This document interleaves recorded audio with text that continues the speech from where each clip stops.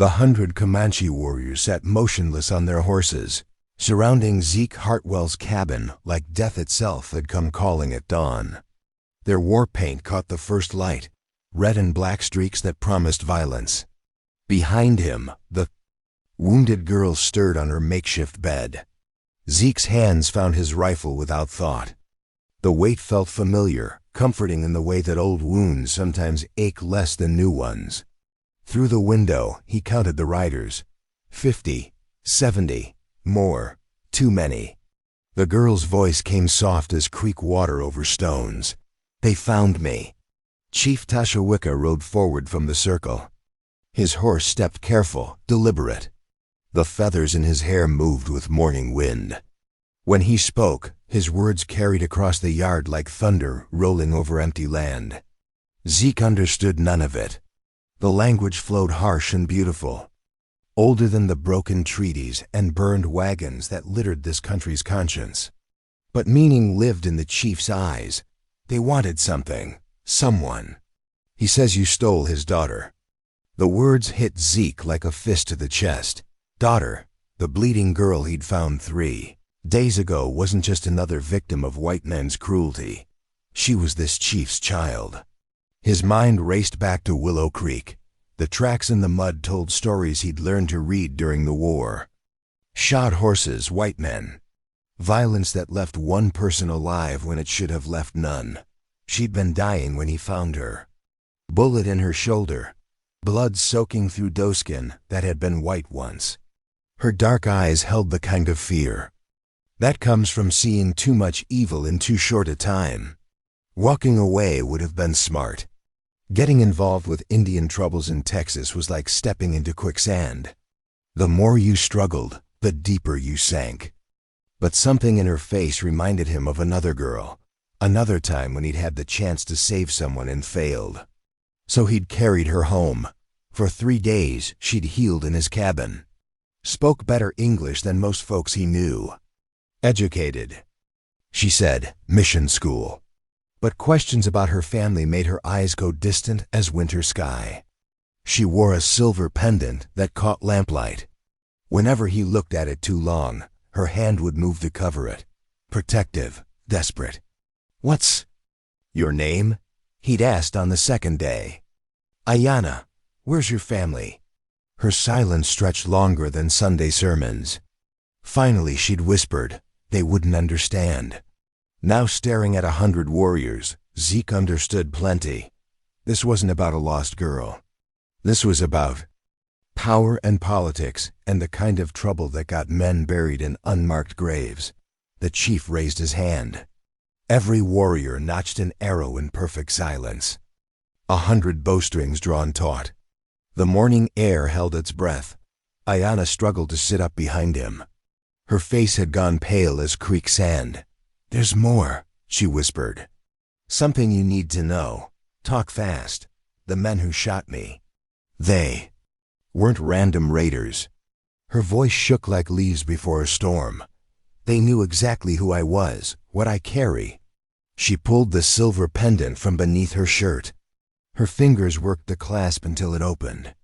Inside, folded small as a prayer, was a piece of paper. It's a map, she said. Shows where my ancestors hid Spanish gold. Conquistador treasure from the old times. But that's not why people died for it. Zeke kept his eyes on the warriors. Keep talking. The mission school taught me to read and write. Better than they meant to. I saw letters between government men. Correspondence they thought no Indian girl would understand. The chief's horse stamped impatiently. Time was running like water through cupped hands. Indian Agent Blackwood has been sabotaging peace treaties, keeping tribes fighting so he can profit from military contracts, sell land to railroad companies while we kill each other over scraps. What's that got to do with you? I was supposed to marry Chief Running Bear's son. They told my father it would bring peace between our tribes, but I read Blackwood's letters. The marriage was meant to fail. Keep us fighting while white men grow rich on our blood. The revelation hit Zeke like a mule kick. This girl wasn't just running from an arranged marriage. She was carrying evidence of a conspiracy that reached into the highest levels of government. I copied the letters, Ayanna continued. Sent them to a newspaper reporter in Austin. But without my testimony, they're just paper. Blackwood knows that. He sent those men to kill me before I could reach Washington. Chief Tasawika's patience had worn thin as winter ice. He barked orders in Comanche. The warriors shifted, arrows still knocked. Some dismounted. Others moved closer to the cabin. What's he saying? He's giving you until sunset to return me. If you refuse, they'll take me anyway, and you'll die for the trouble. Zeke felt the familiar weight of impossible choices. During the war, he'd faced moments like this. Decisions that would haunt him regardless of what he chose. Save the girl and die. Give her up and live with the knowledge that he'd condemned her to death. But this was different. Ayanna wasn't just another casualty of other men's hatred. She was fighting for something bigger than herself. Justice, truth, the kind of things that made a man's life worth something. You could have told me this 3 days ago. Would it have changed anything? He thought about that. About the dying girl by the creek. About the fear in her eyes. About the chance to finally save someone instead of failing them. No, he said. It wouldn't have. Outside, the chief raised his hand again. This time, every warrior drew their bowstring to full pull. 100 arrows aimed at the cabin. At him, at the girl who'd trusted him with her life and her secrets. The morning sun climbed higher, burning off the dew. Somewhere in the distance, a meadowlark sang its lonely song. The sound carried across the tension like a prayer for peace in a world that had forgotten how to be gentle. Zeke tightened his grip on the rifle. His decision was made. Had been made the moment he'd lifted a dying girl from the mud and carried her home. Some things were worth dying for. Some people were worth saving, even when the odds were stacked higher than mountain peaks. The chief's voice cut through the morning air one more time. Ayanna translated without being asked. He says this is your last chance. Return his daughter or face the consequences. But before Zeke could answer, before he could make his stand against impossible odds, dust appeared on the horizon. Riders coming fast from the east. Ayanna's face went white as bone. It's them, she whispered. Blackwood found us. The dust cloud grew larger on the horizon. 30 riders, maybe more. Coming hard and fast with the kind of purpose that left bodies in its wake. Ayanna's breathing turned shallow, quick as a trapped bird's heartbeat. Cornelius Blackwood, she whispered. The Indian agent. Zeke counted the approaching riders. Added them to the 100 warriors already surrounding his cabin. The mathematics of death had just gotten more complicated. Chief Tasawika's horse turned toward the dust cloud. The old warrior's eyes narrowed against the morning sun. He spoke sharp words in Comanche, questions that needed no translation. Tell him, Ayanna said. Tell him about Blackwood. About the letters. About why men want me dead. Zeke looked at the chief. At the warriors with their bowstrings still drawn. At the girl who'd trusted him with secrets that could reshape the territory's future. Your father speak English? Some, but he needs to understand everything. The whole truth.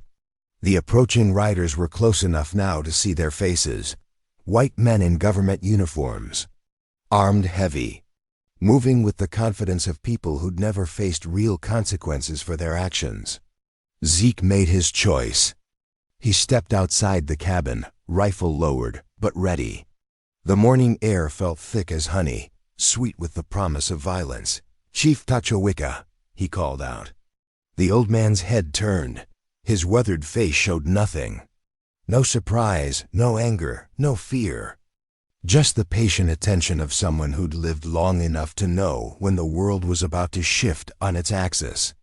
Your daughter ain't running from marriage, Zeke said. She's running from murder.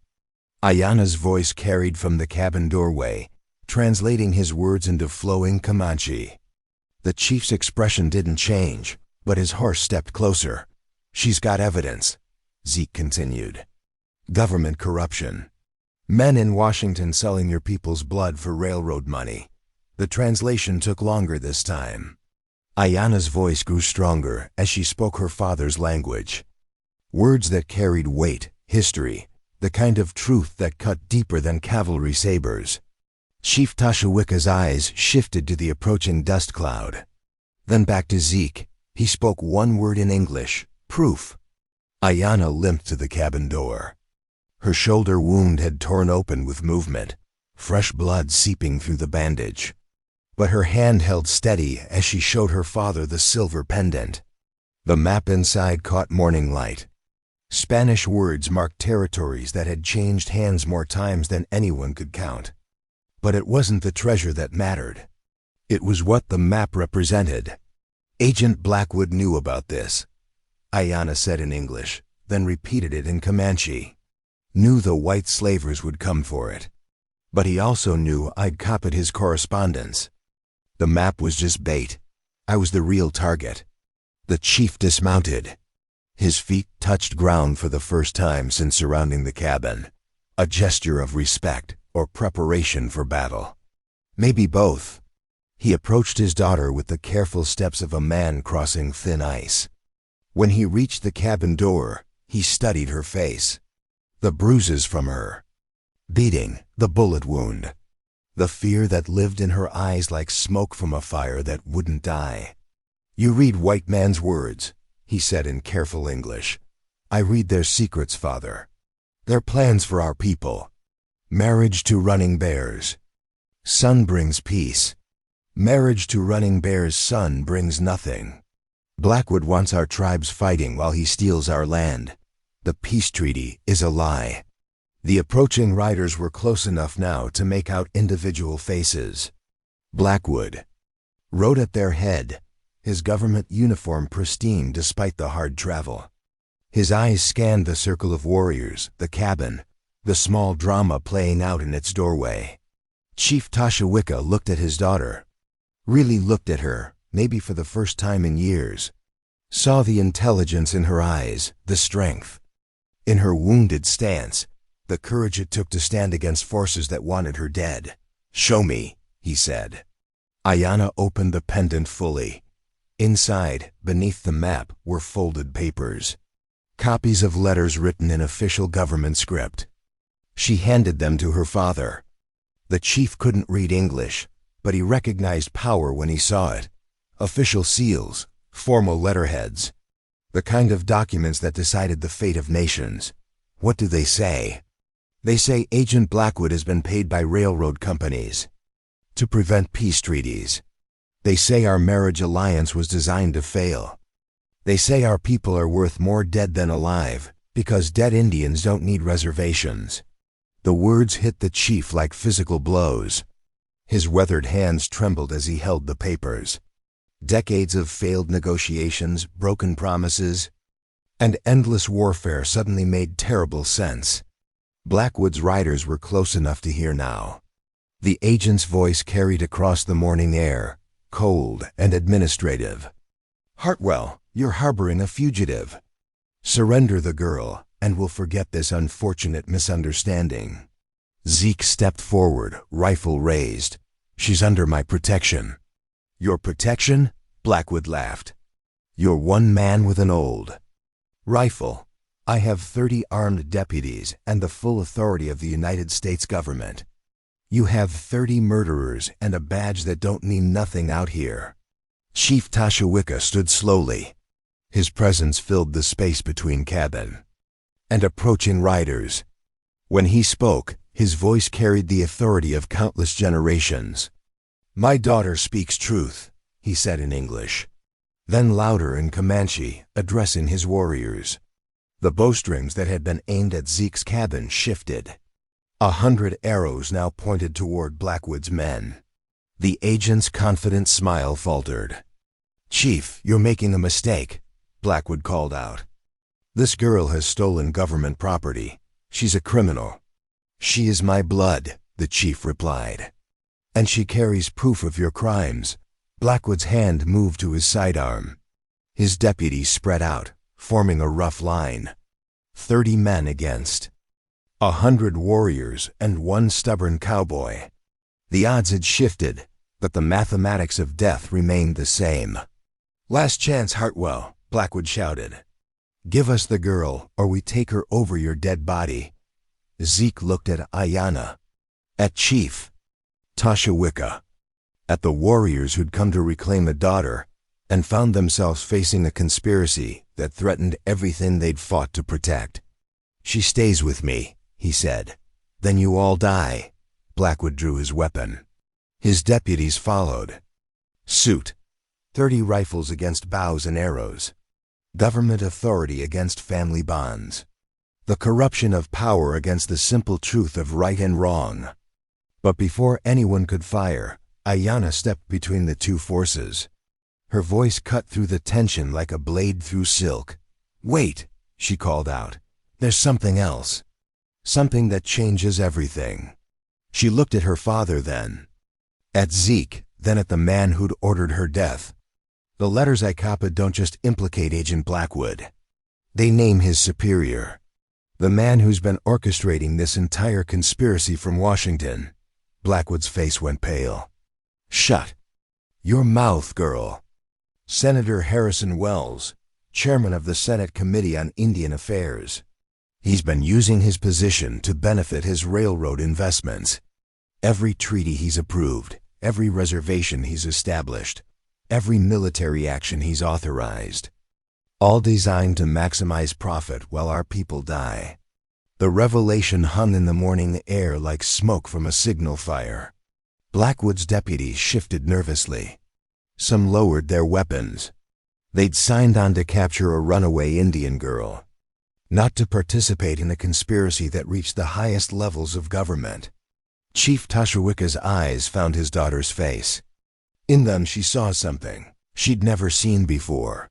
Pride, respect, the recognition that she'd grown beyond the child he'd tried to protect through political marriage.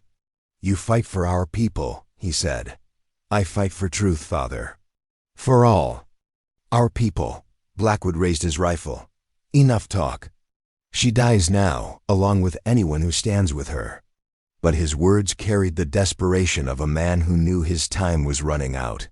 The sun climbed higher, burning away the morning mist. Soon, the day would belong to whoever had the courage to claim it. Blackwood's rifle cracked the morning silence. His bullet carved air where Ayanna had stood a heartbeat before. Chief Tashawicka had pulled his daughter behind the cabin wall, his weathered hands moving faster than thought. The world exploded into motion. 30 government rifles answered Blackwood's shot. 100 Comanche arrows filled the sky like deadly rain. Zeke dove behind his water trough as bullets splintered the wood around him. The mathematics of survival had changed again. Blackwood's men had expected easy targets, scattered Indians and one stubborn cowboy. Instead, they faced disciplined warriors who'd been fighting for their lives since birth. The agents spread out, seeking cover behind rocks and scrub brush that offered little protection. Zeke's first shot dropped a deputy who'd gotten too close to the cabin. His second sent another scrambling for better cover. Years of war had taught him to make every bullet count. Out here, ammunition was currency and death was cheap. Chief Tashawicka barked orders in Comanche. His warriors moved with practiced precision, flowing across the landscape like water finding its course. Some circled wide to flank Blackwood's position. Others held the center, keeping pressure on the agent's front line. But Ayanna had disappeared. "Where's the girl?" Blackwood shouted over the gunfire. His voice carried desperation. Without Ayanna, without the evidence she carried, his conspiracy would collapse. Senator Wells would cut him loose rather than risk exposure. Dead men told no tales, but live witnesses destroyed careers. Zeke spotted movement near the cabin's back wall. Ayanna had crawled to the root cellar, seeking shelter from the crossfire. Smart girl. Wounded as she was, she'd only be a liability in the fighting. A bullet punched through the water trough inches from his head. Zeke rolled left, found new, cover behind a pile of fence posts. The wood was seasoned oak, thick enough to stop rifle rounds. 3 of Blackwood's men rushed the cabin from the east. They moved in practiced formation, covering each other's advance. Professional soldiers, not the usual government toughs who bullied reservation Indians. Chief Tashawicka appeared behind them like morning mist. His war club caught the first man across the skull. The second turned, raised his rifle, took an arrow through the chest.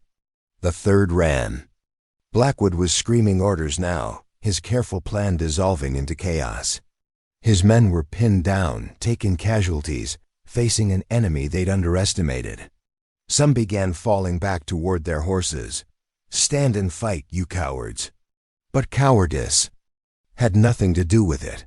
These men were paid to capture one Indian girl, not die in a range war against impossible odds. Money only bought so much loyalty. Zeke saw his chance.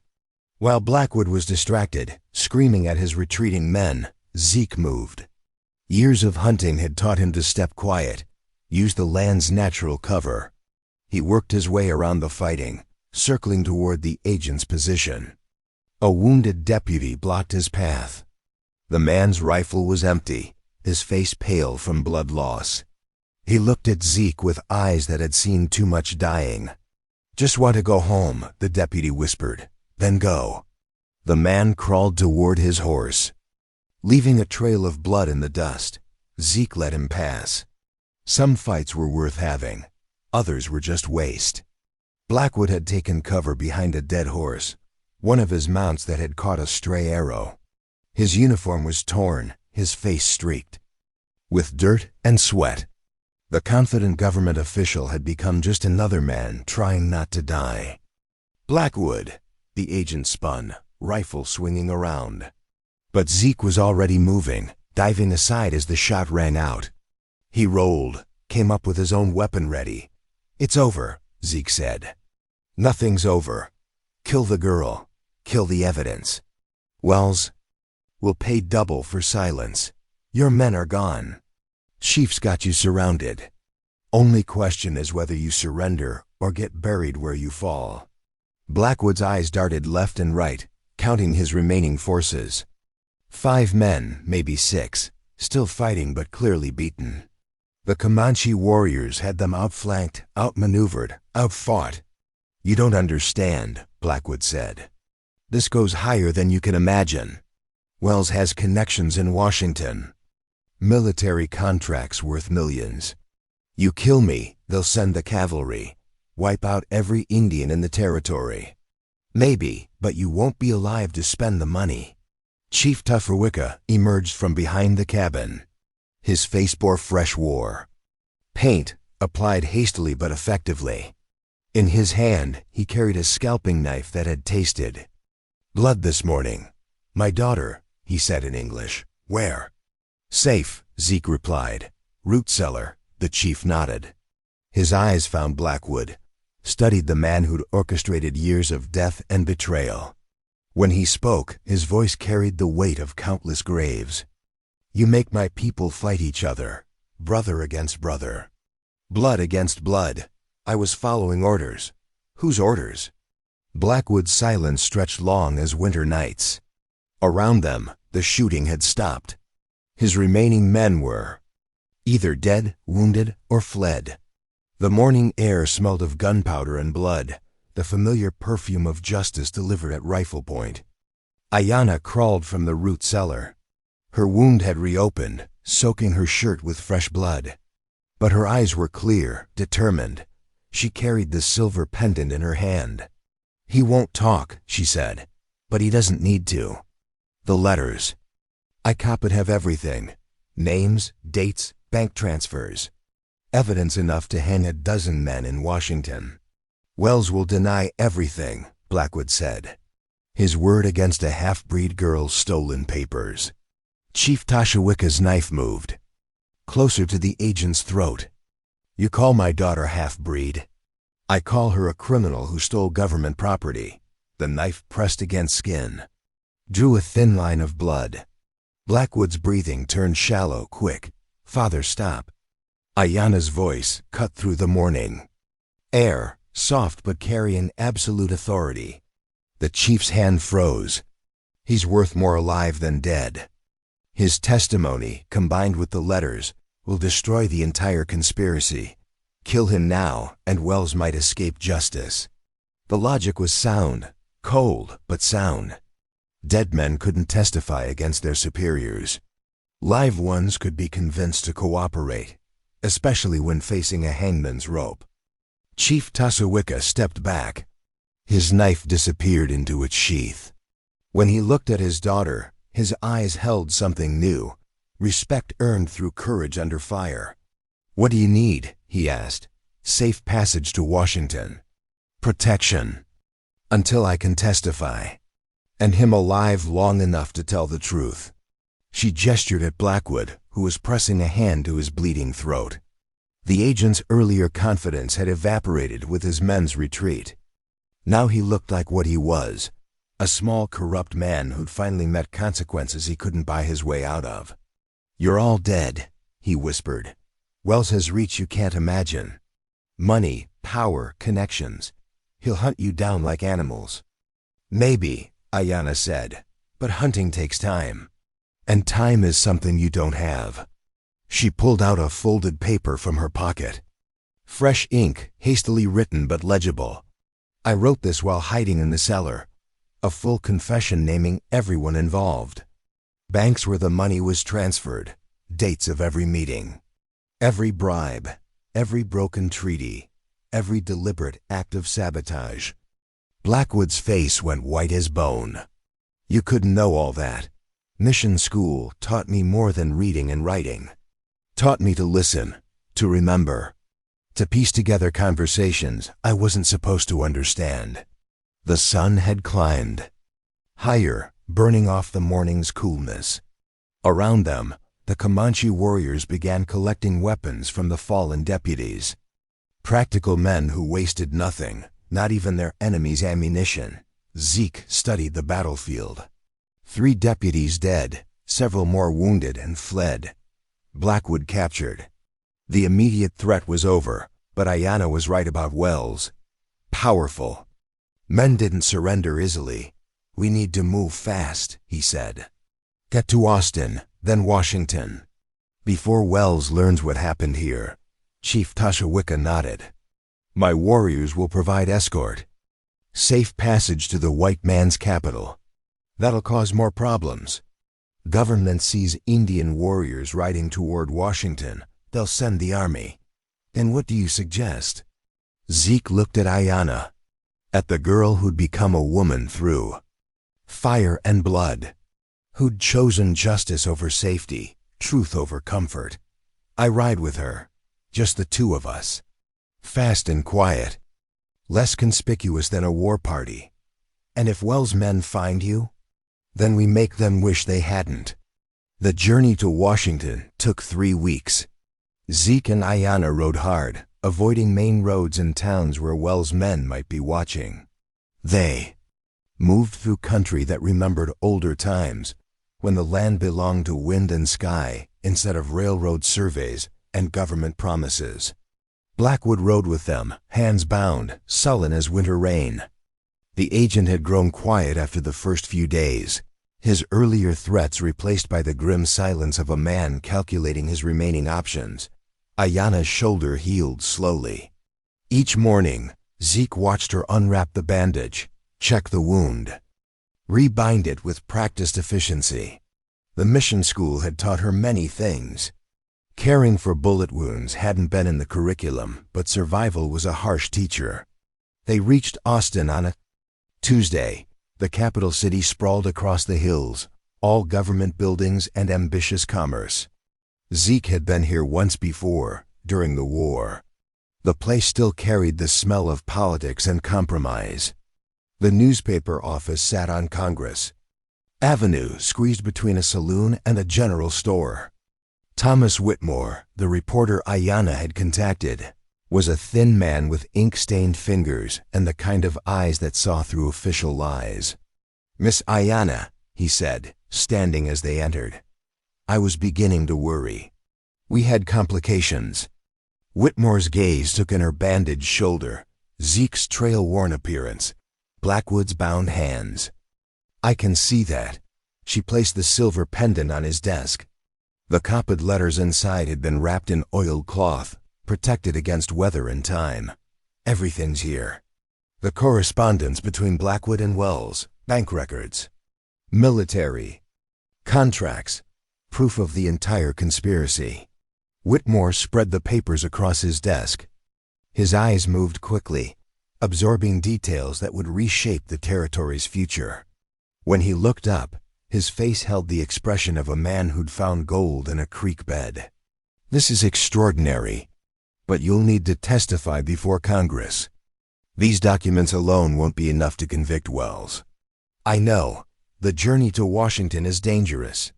Wells has connections throughout the government, men who profit from the current system. Then we move fast, before he can organize opposition." Blackwood spoke for the first time in days. "You're all fools. Wells has been planning for this possibility. By now, he knows what happened at the cabin. He'll have countermeasures in place." "What kind of countermeasures?" Zeke asked. "The kind that make witnesses disappear. The kind that turn heroes into cautionary tales." Ayanna studied the agent's face. "You're scared. I'm realistic. Wells didn't become powerful by being careless. He'll sacrifice anyone to protect himself, including his own people." The words carried truth. Powerful men stayed powerful by eliminating threats, not negotiating with them. But Ayanna had come too far to turn back now. "Mr. Whitmore, can you arrange safe passage to Washington? I have contacts in the Federal Marshal Service, men who aren't on Wells' payroll. They can provide escort." "No." Zeke's voice cut through. "The planning. Too many people, too much attention. We go quiet, just the three of us." "That's suicide," Whitmore said. "Maybe, but it's honest suicide.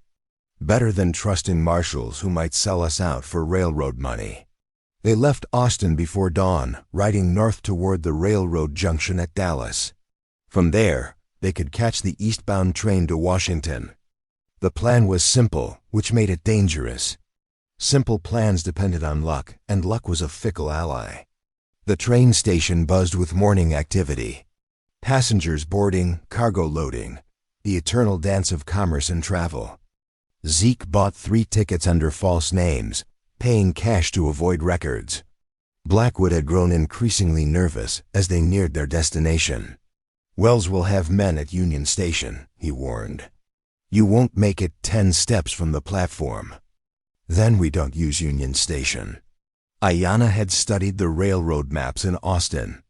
There were smaller stops outside Washington, places where a few passengers could disembark without attracting attention. The train pulled away from Dallas with a mechanical scream. Black smoke poured from the engine, carrying them toward their appointment with justice. Ayanna sat by the window, watching Texas disappear behind them. Her homeland, her people, her father's world growing smaller with each mile. "Regrets?" Zeke asked. "Some, but not about this." The journey east took 4 days. They changed trains in Memphis, then Louisville, always watching for faces that appeared too often, men who paid too much attention to their movements. Wells might have agents anywhere, eyes and ears purchased with railroad gold. On the final morning, as the train approached Washington, Blackwood made his last desperate play. "I'll testify against Wells," he said, "full cooperation. Everything I know about the conspiracy." "Why now?" Ayanna asked. "Because dead men can't spend money. Wells will kill me to keep me quiet. At least this way, I have a chance." The offer was tempting. Blackwood's testimony would corroborate every detail in the stolen letters. But trust was earned through actions, not desperation. "We'll see," Zeke said. Washington spread before them like a fever dream of marble and ambition. The Capitol dome caught morning light, promising justice for those who could afford it. They disembarked at a small station outside the city, taking a wagon into the federal district. Senator Wells was waiting. Not personally, but his influence was everywhere. Uniformed police who watched too carefully. Government clerks who asked too many questions. The subtle pressure of power defending itself. The congressional hearing room was smaller than Ayanna had imagined. 20 senators, a handful of clerks, and space for perhaps 50 observers. But the men who sat at the curved desk controlled the fate of nations. State your name for the record. Ayanna, daughter of Chief Tasawika of the Comanche people. Senator Wells sat at the far end of the curved desk. His face showed nothing as she spoke, but his hands gripped the armrests of his chair with white-knuckled intensity. The testimony took 3 hours.